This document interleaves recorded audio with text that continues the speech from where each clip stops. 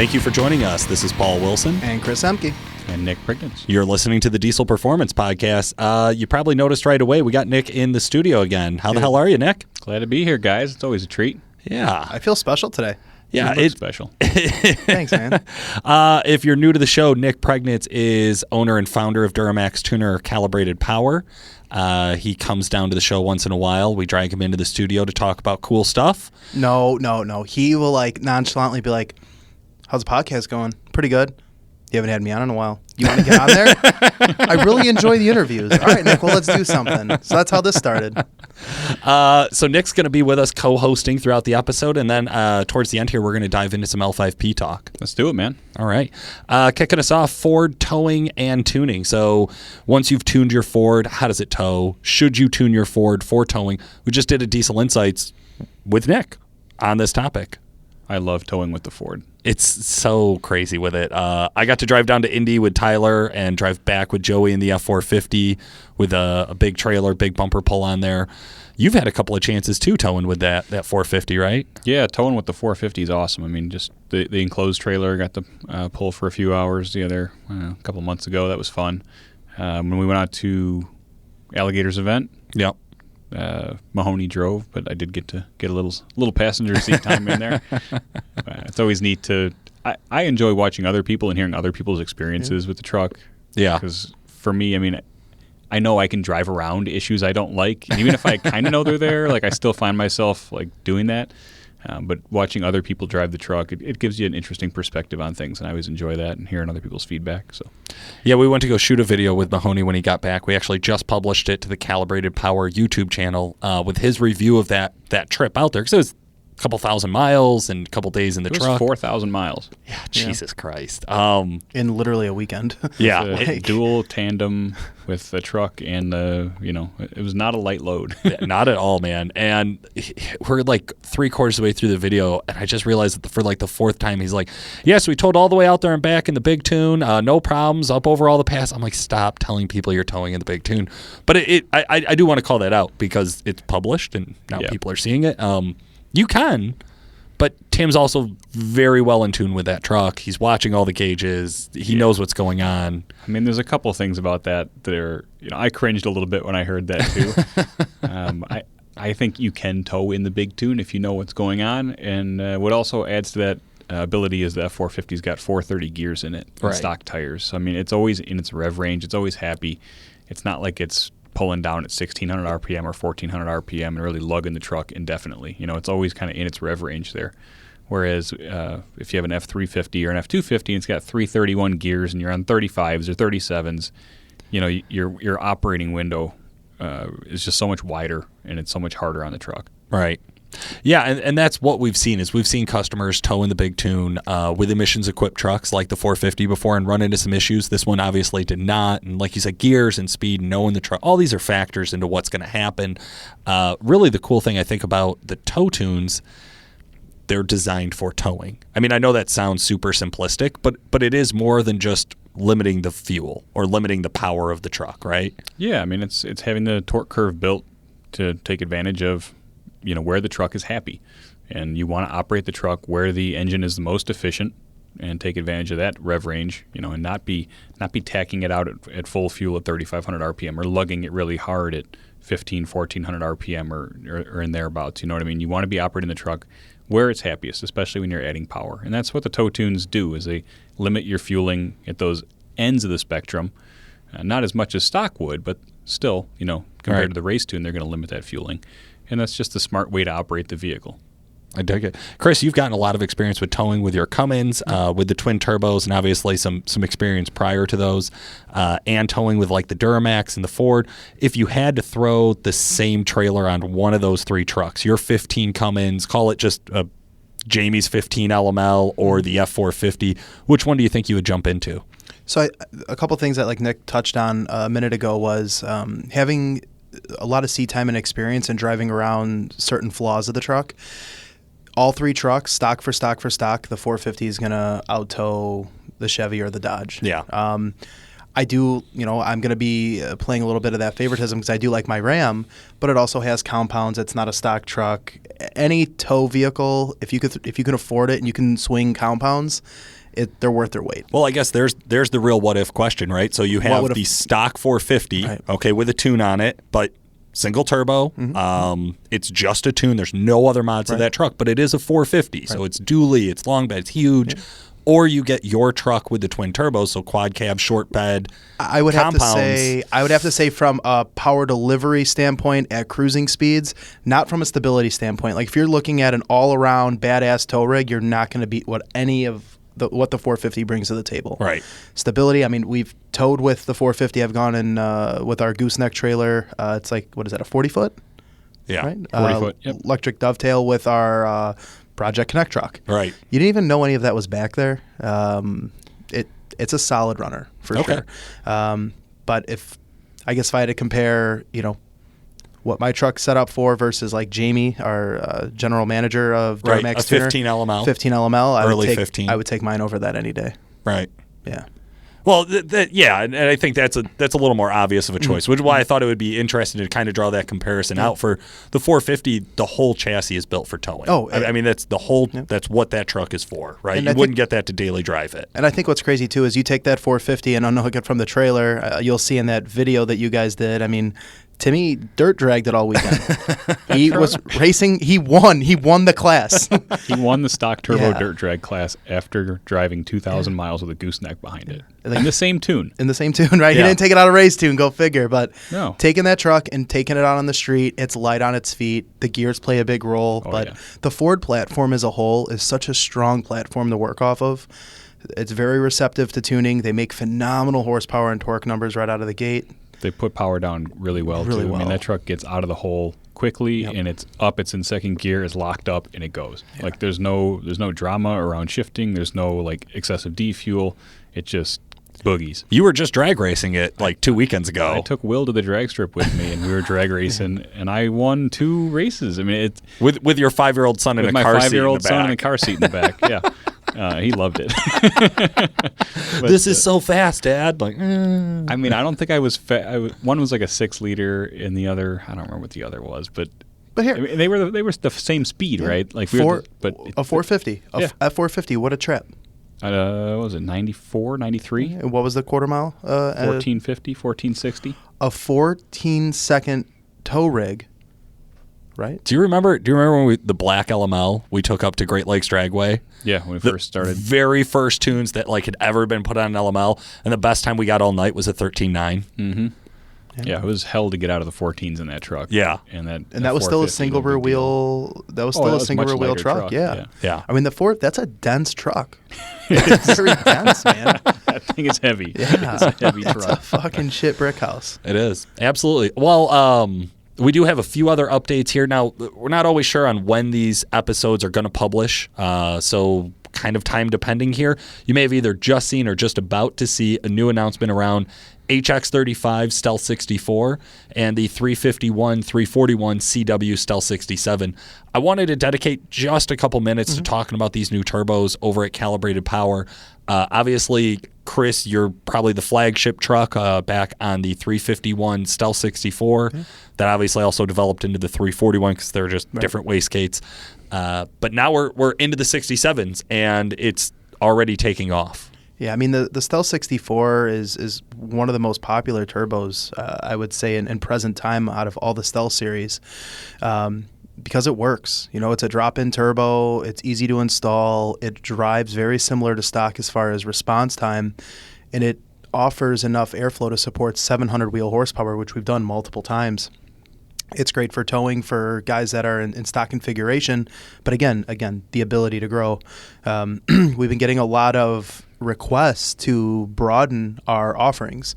So Nick and the guys in the turbo department, they started the R&Ding process, and now there's a 67 millimeter version that's available that it's going to be, geared towards a higher horsepower application. But again, the guys that want to do things in stages, that ability to grow, and then offering something for the second gen guys.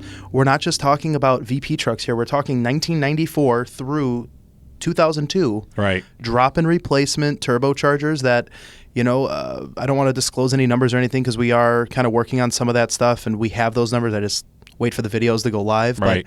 But it's really cool to be a part of what used to be one RPO, one turbocharger. We took what we learned from that. I mean, I remember the first 64. I had to push Nick like, hey, we need to do this. So it's just really cool. I remember that my silver regular cab. I asked Nick to do me a favor and come in early one morning and be on the dyno with me. And Nick taught me how to tune and do all that on my old truck. And we were going through the tunes, and every tune, the truck just kept making more power. And Nick's like, what the fuck did you do? Like, this little turbocharger, it's making crazy power. And, that turbo's still in one piece and still on the truck. The motor's still in one piece. The truck's not in one piece anymore. Does it bother you that it's no longer your truck that's the flagship, because now it's going to be Jim Rendon because he's running the 350 167? Jim who? Yeah, right. I mean, here's the thing. I look at it, having the ability, right, where we are and utilizing resources to drive all the newer vehicles and stuff. He can have, that mega cab with the 67. I am very, very content with my 15. Thanks, Nick. I am a firm believer. I like the quietness. I like the responsive power that the compounds offer. Who knows? There'll probably be a 64 or a 67 going on that truck sooner than later. I'm going to edit everything you replied with and just put in yes, right? Yeah, for sure. So we'll see. Maybe, what I took and learned from the silver, the 07, put that into the 15 and do something there and take the compounds off eventually. Hey, speaking of learning, we're going to jump on that segue and slide right on over to Exergy's do's and don'ts. We got Nick in-house, and this is one I've heard you preach about for a lot of years, Nick, so we're going to kind of let you run with this. I'm going to do it a little bit differently than usual. I'm going to read you the do and the don't. You might notice they're related. Sure. The do: leave your truck fuel limited. As you're building your truck, leave it limited by the fuel. Don't leave it air limited. Nick, break it down.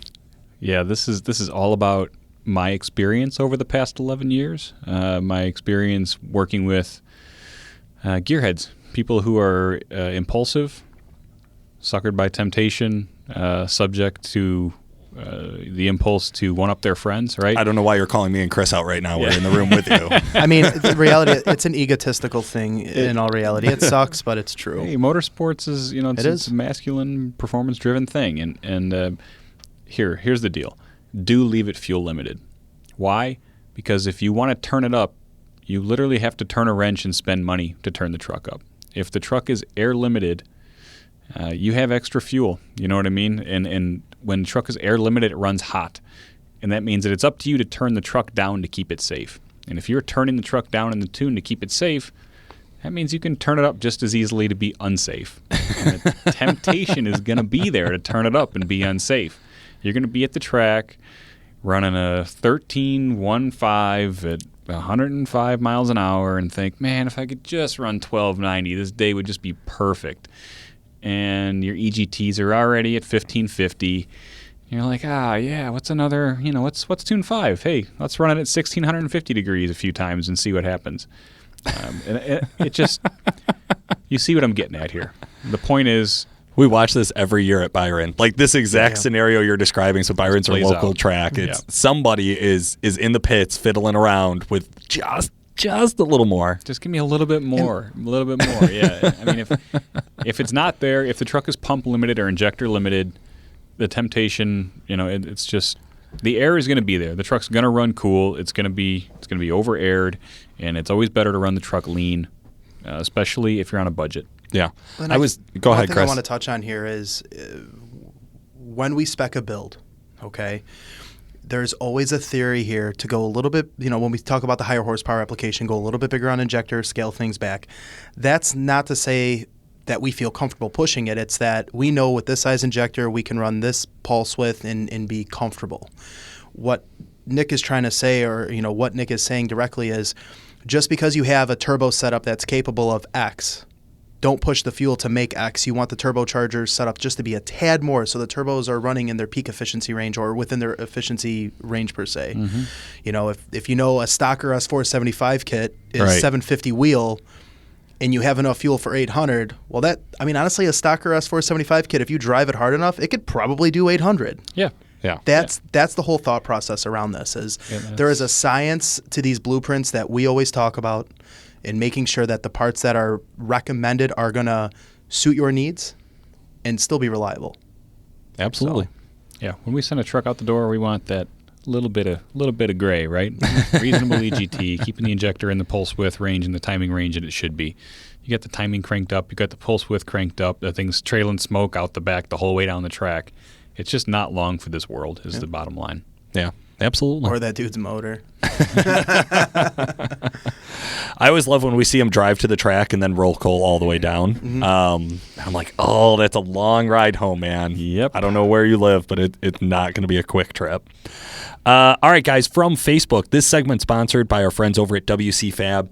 Jason Worley and the boys have a great shop over there that just recently expanded 2 powder coat booth operations. More welders, more fabricators, more shipping, more everything. So if you're looking for any of the products they supply, definitely hit them up. Check them out at WCFab.com. Today's from Facebook is from Tanner Howard. We've talked to Tanner actually quite a few times over the past, but he sent us a new message. I thought it was pretty good. So, hey guys, so I heard you talk a lot about LML and LBZ bottom ends and what they can take. What about LB7s and LLYs? I've been looking into compounds after all my issues were solved. We had talked about some fueling issues in the past. Sure. But after reading around and seeing that 650 is the limit for the LLY bottom end, I'm getting a bit skeptical. Would it be logical to have compounds on a stock injector truck and have the bottom end limited by fuel? So pretty similar to what we're talking about right here. So we're talking about an LLY, but I think all this will be applicable for an LB7 as well. Mm-hmm. Nick, back in the day when Danny was around, Danny and I had weeks of talking about LBZ bottom ends and if they could handle 650 or 750. You and Bob Peterson came on, did an episode around Dead Man's Land, talking about like, hey, No Man's Land. I'm sorry. You can hit a number. Is it safe? There's a lot of other things to look at. Yeah. So I think a lot of those kind of staples are still here, right? Boost to drive pressure ratio, EGTs, RPM, Injector size. They all factor into Hugely. if that horsepower number is possible for your build. Yeah. Right. Yeah. And what I would say, to answer Tanner's question is, yes, 650 is possible on an LB7 or an LLY bottom end. In order to do it somewhat reliably, you're going to need a 60% or larger injector, would be my spec. And I'd probably just go 100% injectors. That's going to allow you to run quite a bit lower timing. And when you can run that lower timing, you can manage peak cylinder pressure. And peak cylinder pressure is the main contributing factor to compressing the rods, which is the failure mode on a stock rod engine. Right. So a stock as soon as I hear stock injector, my ears perk up because now you're going to try and make 650 horsepower with stock injectors.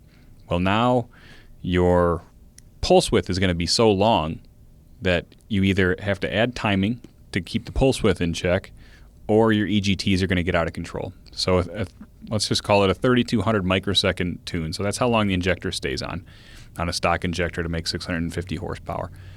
In order to run the injectors efficiently, and efficiently is a very generous word here because it's not efficient. With 3200 microseconds, your timing needs to be in the high 20s at least. Call it 28 degrees. At 28 degrees of timing at 650 horsepower on a stock injector, your peak cylinder pressure is significant. And it's higher than a 100% injector would be at, say, 1850 microseconds. You might only need 18, 19, 20 degrees of timing to get the same job done. Right. And so that's the trade-off, right? And these guys trying to get 650 horsepower with a stock long block, the reality is the money's not there for the 100% injector, right? Well, I always have this thing when I hear 650, I always laugh. I'm like, the numbers are 600, 750, and 1,000. Those are the numbers we go for. If you fall in between, that's great. Yep. Or like if you happen to slide over one of those marks, that's fine. But like that's how we build the trucks. That's where the rest of your major components lead you. Yep. So to me, I think the question here is, can I run stock injectors, stock bottom end with a twin turbo kit? Absolutely. Hell I yeah. love that build. That is a great build. That's a 600 horsepower That's build. a really nice 600 You horsepower gave up truck. 50 horsepower. Guess what? From 600 to 650, I challenge you to know the difference driving it. Man, you don't understand, legit. man. My butt told me. Yeah. I was in the seats. I could feel that 50 horse. The eyeball dyno's off, right? Same thing between 800 and 1,000. Yeah. You're not going to notice the difference. I don't care who you are. Yeah. You're not. And when you build for 1,000, that's one of those like milestones that you're like, I have a 1,000 horsepower build. It draws us back to that kind of conversation about ego. It's you're doing it to hit that number. And that's totally fine. We have no problem with that, and we'll completely support it. But when you're looking at 600 or 650, trust me, 600 is what you want, because 650, we're also talking about, can the pump handle it? It's an LB7 pump. Yeah, okay, an LOY pump. Sure. Yeah, you're not going to get. I mean, it's unlikely. I think I've seen one LB7 pump, stock injector, twin turbo truck go 650 on my dyno. Right. One. And it was, and like you said, for what? You're not going to measure it anywhere else. So, short answer, yes, you can run twin turbos, stock injector truck. I get a lot of questions of head studs on these. I know generally as a policy, I think we're all on the same page here. For Duramax, we never preemptively do head studs. I don't usually recommend it. I would say if you're going to take the time to do head studs, do it after you lose a head gasket. Right. Just be prepared, to do it. And the reality is you can probably nurse at home if it loses a head gasket. It's not like it's going to stop your trip. Yeah, you probably lose heat, but you'll be able to get home and do the head gaskets on it. I mean, from what I've seen and dealt with, and just with all the trucks that we've had at the shop, usually you run into like a bottom end issue, before you see a head gasket failure. Yep. So that rod might compress, a piston might crack. I've seen stuff, a crank. Oh God, I've seen those. I see those more so than a popped head gasket. Yeah, a preemptive head studs is just not. It's a Cummins thing. Cummins guys are really big into this. Yeah. They're a big leader in diesel performance communities just as a whole. So I think a lot of that translates over. Also, guys hear about higher failure rates of head gaskets on LB7s and LLYs. Sure. Nobody wants to get stranded. That's always the fear. How do I make my truck reliable? Yeah. Right? The thing, too, that always coaches, when you hear about these older trucks that are having these premature failures, you have to start to dive into what the truck was being used for and the modifications. 9 times out of 10, It's a maintenance issue. or it's a very aggressive pressure box-style tuner. No, we've never seen that. Yeah. Once or twice, right? Yeah. Once or twice, some wild tunes in it. Cool, man. Well, I'll tell you what, guys. It is that time to dive into Calibrated Power's special guest. Nick, you're representing Calibrated Power and you're the special guest. So I guess usually we ask things like, what got you started in diesel performance? What's your ultimate diesel dream build? We've asked you all this stuff. I think today, what is your next diesel build? My next diesel build is a 1995 Humvee. After driving Blair Outland's Humvee, I got bit, man. I got the bug. So we're going to put one of those together. It's a wagon. We're doing Stealth 67 G2 on it. Haven't decided if we're going to do anything in front of that. That means compounds. A motor that was sitting on the shelf turned into rods and pistons. So yeah, just keep going up from here. Really excited about it though. They're very fun vehicles. I've heard this story before. The Durburb is a really fun vehicle. 6 week build, quick swap, no worries, gravy, He no never said- body you're work. putting words in his mouth because he never said any of that this time. Right. Right. Okay, so there is a Humvee project going on. There's a Humvee project going on. Some variables still up in the air with it, but it's going to come out badass. What have we learned over the past years, Paul? We've learned that momentum is king Right. on a project like this, right? You got to have milestones, and the milestones are what drives the team, right? So if you're not hitting the milestones, bull. Do you know, I have this thing about the shop lately that like every department is in this mad dash for real estate. So like the larger of a footprint you can make in our building, the more important you are and the less people can stop what you're doing. Right. And I went to go walk through the shop today and Aaron's making some Aaron, the big- tech working on the Humvee, it's got to be like a 40-foot diameter just across the circle of parts around the yeah, Humvee. it's a crime scene in there. Yeah, I love it.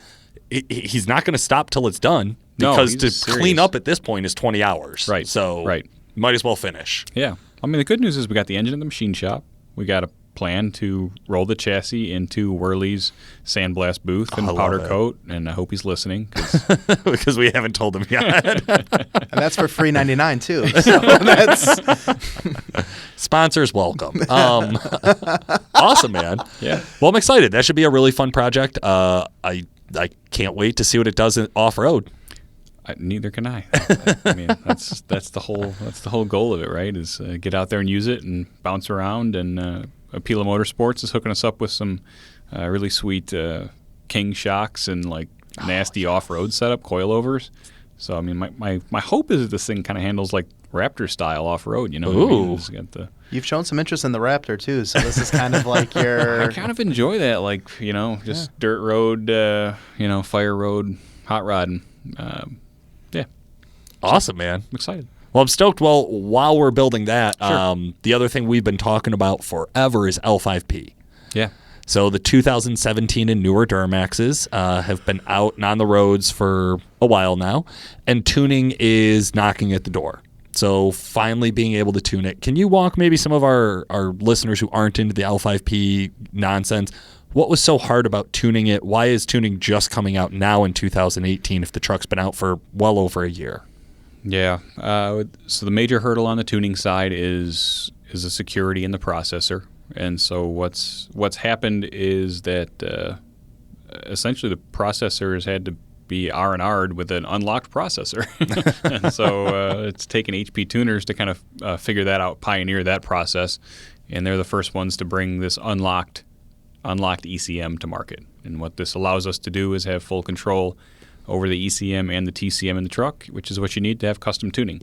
So far up to now, we've had some box programmers. We've had Banks' product has been on the market. So we've had like between 30 and 60 horsepower. Yeah. And the truck does, I think we've dynoed probably 5 of them now. They've all been 405, 406, 407 at the tire. Right. So it's a 405 horsepower truck, call it. With the thing turned all the way to the 9s, it's a 600 horsepower truck. Like if Whirly dynos his here, right? Yeah. What we found is that the turbocharger, as far as its ability to control air, is good to about 530, 535 horsepower. And when I say control air, I mean keep the truck clean enough to keep the particulate down so that we're not filling up the emission system. So call the emission system good long-term 535. Right. Okay. Interestingly, I would call the trans long-term good 535 as well. The L5p has a very responsive new style turbocharger compared to the previous years. It's got a really good airflow system on it. Air handling system's strong.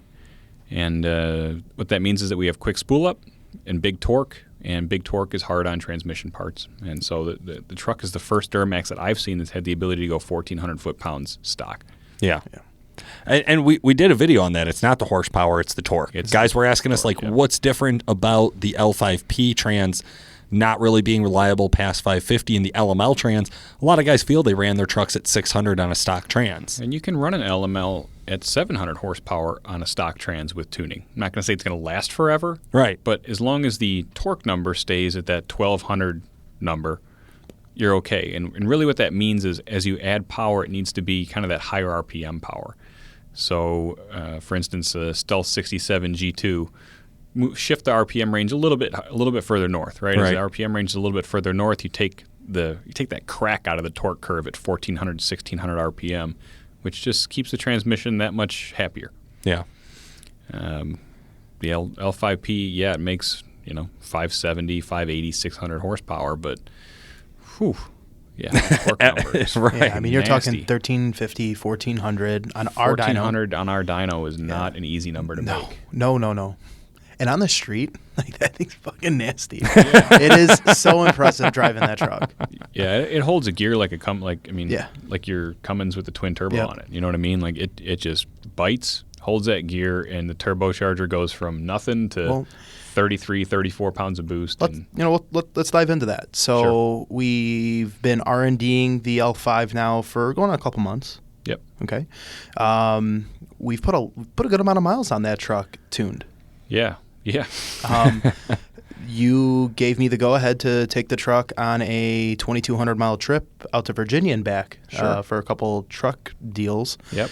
And, to compare, the 15 Ram twin turbo to that, the down low in the mid-range, it's the torque, especially when you have a 40-foot trailer behind you, you don't feel it. The truck is not working hard to pull that trailer and maintain speed. Where I always like to talk and joke around like, you put twin turbos on something like the 2.8, we talked about the other day, or like the Cummins, they just like to go 70, 80 mile an hour. Yeah. The L5 just likes to do that stock, with a tune. Like, it's a really responsive truck, like he was saying. Yeah, you commonly find yourself exceeding the speed limit. Yeah, it's awesome. That's very easy. But Chris, I think you were talking about that trip out to Virginia and going through some of the R&D process. So R&D, I think that's one of those terms we hear people talk about but not really understand what that means and how long that takes. Because it's really easy to put a truck on a dyno and run it and say, here's the number stock and here's the number tuned and here's all my numbers in between. And there's the data, there's the R&D, there's the testing, there's the proof. Done. Right? Like, what else would you need to check? How about long-term reliability? Well, and I was even going to start smaller. How about on the street application? Yeah. How does this thing feel when you're cruising through a school zone and then get out of the school zone and have to get on the throttle? And the million other driving scenarios you find yourself in the real world where it's not just a dyno pull, right? A dyno pull is a very specific Windows 7-second sweep. 7-second sweep. Yep. No altitude, no light throttle, no backing up to a trailer. Right. There's all the real world applications where you honestly are probably never going to be in fourth gear with your foot on the floor for 7 seconds unless you're on a dyno. Yeah. Right? Like, that's just probably never going to happen in the real world. So looking at how those things happen in our world, and then going back and making the adjustments and making the changes, looking at data log after data log after data log and understanding it. And then, like Chris, the reason you guys got to take that down to Virginia, my understanding was we felt we were at a really good place with tuning, and we needed to test some of that long-term, put a trailer on it, run this thing across the country and see what happens. Yeah, it was kind of a, need to see how that emission system is going to handle the way the tune is set up now, being beat on. And being beat on means being in altitude, having a load behind it, having untrained, uncoached drivers. Right. Like, Chris has got 3 bangs in him, and true statement. Yeah. 3 bangs and 15 minutes of sleep in the last 2 days. Exactly, right? Yeah. Exactly. Yeah. Just no concern. If you're out doing a 15-minute test drive on a truck and you just built the file for it, you're going to have a tendency to want to see the best in that gal. Right. Put it in somebody else's hand. That's why I have my wife drive all the vehicles we tune. She doesn't care. You know what I mean? Like, she'll complain about it. Yeah. No, I think, first off, the term R&D, research and development. It's crazy to think back right when the L5P stuff launched, through HP tuners. There was so much hype in the office, like, oh, this shop, they're going to market, they're doing this, they're doing that. And a couple of the guys who have been in the office for enough product launches are like, oh, yeah, I don't know about that. Too early. So fast forward 3 weeks. 2 of the guys at the shop, myself, we go out to Virginia, okay? Driving back, going through, we were in Maryland at this point. Yeah. Truck gets a check engine light, reduced power. Awesome.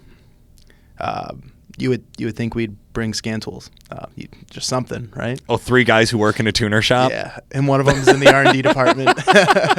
So we, without diving in too deep, there is a code that appears within the emission system that if there is an issue, the only way to clear it is with like a Tech 2, correct? Yeah, the only way to clear it was to do a forced regen. A forced regen, which a Tech 2 would be... Yeah, it's not that we didn't bring, and I wasn't no, we with did. you, but we did bring didn't bring tuning tools or scan tools. You didn't bring a Tech 2 correct, or an MDI. Correct. Yeah. So, we're driving this truck now. At this point, we have no option. It's night. We need to get back. So we're driving the truck derated, going through PA, going through the hills, mountains, whatever you will. And it dawns on us that we actually had a spare ECM. So under the back seat. We swapped them, and then we had a stock truck to drive the rest of the way home. And We had hours of data logging. We had hours of data that, we were having a better understanding of what that issue was. Right. Okay. Where I'm going with this story is, if we were to have gone to market, that would have been a customer. Mm-hmm. And you've been on the phone with customers when, things might not go as planned. I have. That would have been a really tough spot to talk or coach someone or out to of. troubleshoot. You don't know. I'm just not even talking about fixing the problem. How do I troubleshoot that over the phone? And you can't dyno the truck to make that happen. Right. And you can't drive the truck the half hour that I drive to and from, work or Nick or you. I mean, you got to put the truck in a real world scenario. You got to put it on a trailer under a load. And then that doesn't even mean just an hour to and from, the local sled pull track. You got to get it on the open road. You have to run it. Yeah. And there were 3 guys in the truck with 3 different driving styles that truck went through within those 2,000 miles. And it was a good learning experience. And the truck hasn't had that issue since. No, I mean, we learned a lot from that trip. We learned what caused that. We learned how to get around it in the calibration. We learned how to help coach customers, even if they have like a stock file, right, that causes that issue. Yeah. We know how to resolve it. Yeah. So everybody in the office is smarter for it, but it took an investment of time and resources and energy to figure that out. Absolutely. And that's the big thing, just there's a reason the product hasn't gone to market. Well, I want to talk about that because there is a market, I think, that we're kind of starting to see as like the white elephant in the room or the pink elephant in the room here about the delete market. Obviously, we're in the Midwest. There's been a lot of heat around the term delete throughout the industry over the last few years, and I think ramped back up here pretty recently. But there's obviously, we know that this exists, right? There are people going out and deleting their L5Ps. Now, one of the things we haven't hit on is it took a year and a half, 2 years, whatever, for L5P tuning to come out, like just the ability to build a custom tune. That meant that another company had a lot of R&D, and there's a lot of cost in it. Mm-hmm. So this is by far the most expensive heavy-duty pickup that's going to be tuned. To tune, yeah. Right. Can we talk a little bit about like what that cost is? So I think I'll hit off a couple basic numbers. Everybody in the market is $2,500 for an unlocked ECM. You have to get an unlocked ECM to do this. True. There's a core charge on the ECMs. Most guys probably are not going to send their cores back. That's just my opinion. Maybe they will, maybe they won't. You then have to buy HP Tuners credits. There's $200 there. $500 there. By the time you're $200 on the TCM. $200 on the TCM, $300 for the ECM. So you're $500 in credits. No, I'm sorry. To be technical, there is $500 in worth of credits for the engine. So it's 10 full credits. Depending on what VCM suite you buy, the HP whatever, the MPVI2 or whatever, you would either buy it with needing 10 credits for the engine plus another 4 credits. Anyways, it's expensive, man. I mean, before you buy a custom tune, you're $3,000 into this real fast. $3,400. You're $4,000 into hardware, engine unlock, trans unlocking credits to be able to do anything. That's not the custom tuner's time to write the calibrations at that point. Right. It's just all your unlocks, fees, and ECM, TCM. Okay.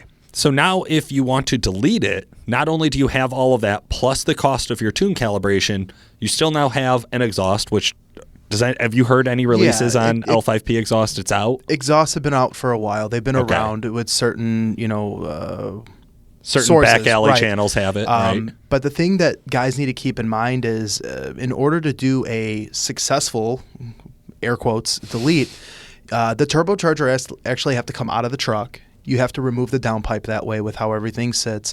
It's a very in-depth and very time-consuming to do this. Yeah. And what are you gaining? Yeah. So, I was just going to go through some of that, right? So you got to pull the turbo to pull. Is it the CAT or the SCR in the back of that? So it's DOC. Oh, it's the DOC. Oxidation catalyst. Okay. So you got a DOC on the back of the turbo. So you have to pull the whole turbo out, which is not an easy job on that. You got to drop the exhaust. You still got an EGR valve you got to talk about, and you still got a def tank you got to talk about. All of this, for I think where you're going on that, but all of this has a cost to each one of those, and then a cost to labor to each one of those, all well within the hundreds of dollars. Oh, yeah. So now we're talking before you bought a tune calibration, you're at least $5,000-6,000. Yeah, I would suspect that we would be somewhere in the $5,000 to $6,000 range.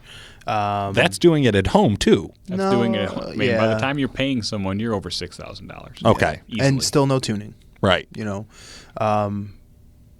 yeah. I mean, and you had to hack your $60,000-$70,000 truck up. Yeah, is that an expense? Having to smell diesel fuel, losing your warranty, you know. No, I'll challenge you on that, taking, right? I'm sure. gonna be the customer here. Yeah, please. Well, I'm tuning the truck, so my warranty is voided. You're emissions on. You're buying an ECM and TCM core from me, Right. that you're going to tune. Right. So what are you going to do with your stock ECM and TCM? Well, there'd be a core charge, no? Well, you can pay it and keep them. Okay. And that cost would offset the warranty side. Yeah, I think it's going to give you a lot better odds. Mm-hmm. You know, Absolutely. if I was playing judge on that, I mean, can anybody promise you like, hey, throw your stock ECM and TCM back in? We guarantee you won't have an issue. Of course not. Nobody can guarantee that. But you got a lot better fucking chances. I'll tell you that right now. I have heard customers that they never had a tune on the truck, Yeah. but they had 35s on the truck, and they had an issue. Took the truck to the dealer, and they wouldn't warranty the truck because it had 35-inch tall tires. Or they towed the truck, and it wasn't, a commercial truck or whatever the case may be, and they would try to squirm their way out of the warranty with that.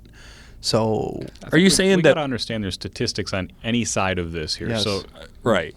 a lot of this is anecdotal dog shit. Mm-hmm. What you need to look at is the median, the mean here, and say, on average, are you more likely to have your warranty honored with the emissions equipment on the truck and an ECM and TCM that shows being unmolested, or are you more likely to have your truck warranty honored with everything deleted from the truck?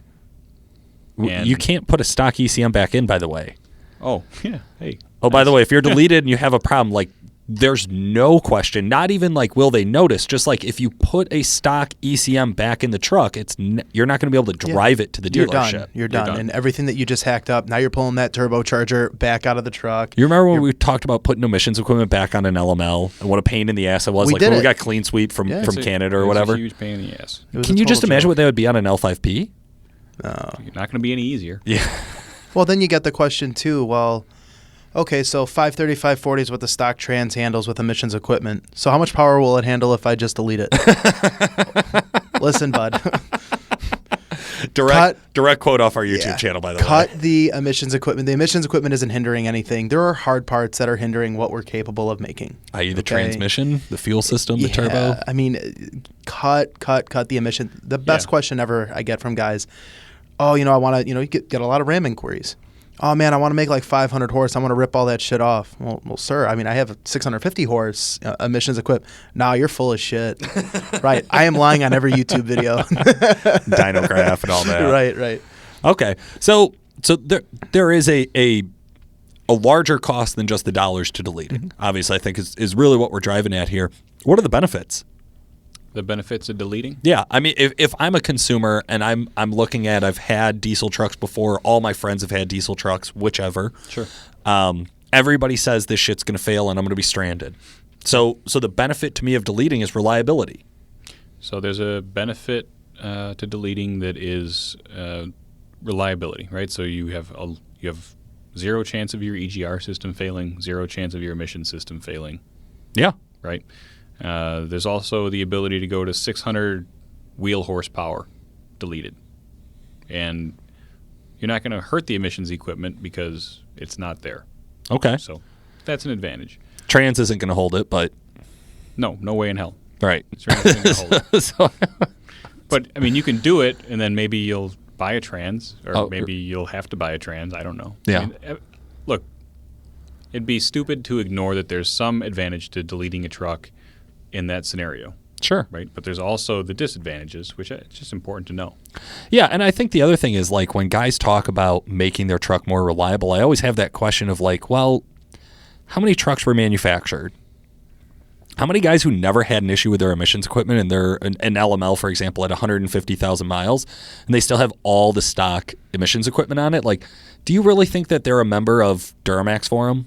Like, do you think that guy gets on and posts pictures of his truck on Instagram or has an Instagram account or knows what Instagram is? Like, there's so many trucks out there that have had wildly reliable trucks with emissions equipment on them. The difference is they've never had a problem to prompt them to go and post about it in social media. Yeah. So it's really hard to find that statistic. But if you look at like when a company does a recall on a product, that's a mathematical financial formula about what does it cost to fix it, what does it cost for us to just bring it in and recall it, right? Mm-hmm. You got to imagine GM's not crazy. They're not losing money. You know, it's a profitable institution. Like, yeah. Overall, I think we're pretty safe to say that emissions equipment is lasting, at least to that 100,000 mile mark.